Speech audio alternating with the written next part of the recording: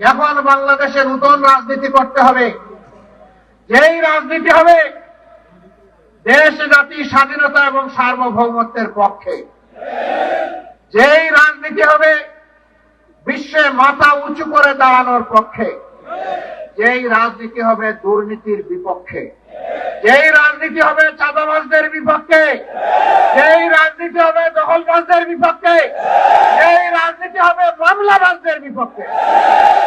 আমরা আমাদের দলের বিজয় চাচ্ছি না, আমরা চাচ্ছি 18 কোটি মানুষের বিজয়। এই বিজয়ই হবে আমাদের দলের বিজয়। যে অতীতের বস্তাপতা সমস্ত রাজনীতিকে পায়ের তলে ফেলে দিতে চাই। এই রাজনীতি বাংলাদেশে অচল। এই রাজনীতির পাহারাদারি যারা করতে পারবে তারা অচল মালে পরিণত হবে।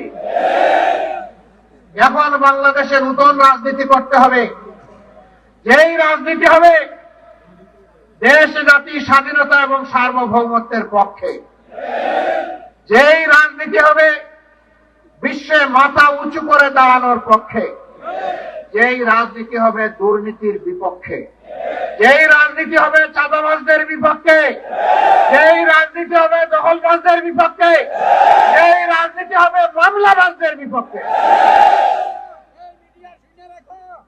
যেই রাজনীতি হবে ধর্ষণকারীদের বিপক্ষে।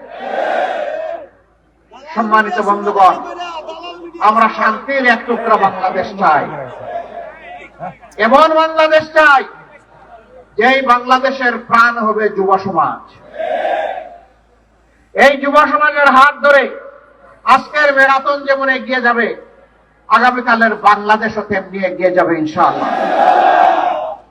মুক্তির এই মিছিল মুক্তির মঞ্জিলে না পৌঁছা পর্যন্ত আর থামবে না ইনশাআল্লাহ। আমরা বারবার বলে আসছি, আমরা আমাদের দলের বিজয় চাচ্ছি না, আমরা চাচ্ছি 18 কোটি মানুষের বিজয়। এই বিজয়ই হবে আমাদের দলের বিজয়। 18 কোটি মানুষের বিজয় হিসাবে যা চিহ্নিত হবে সেই বিজয়ের আমরা হব অংশীদার ইনশাআল্লাহ। আর এই বিজয়ের পথে বাধার যত দেয়াল তুলে দেয়া হবে, এই যুবকরা লাঠি মেরে সমস্ত দেয়াল ভেঙে চুরমার করে দেবে ইনশাআল্লাহ। কোন দেয়ালে আমরা টিকতে দেব না, কোন ষড়যন্ত্র করে লাভ হবে না।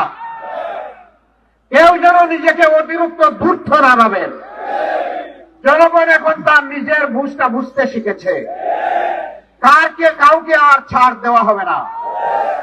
কোন কালো হাত সামনের দিকে এগিয়ে আসলে সেই কালো হাত জনগণ অবশ করে দেবে। কালো টাকার বিনিময়ে মানুষকে কেনার দুঃসাহস দেখালে তাদের মুখে ছাই মেরে দেওয়া হবে।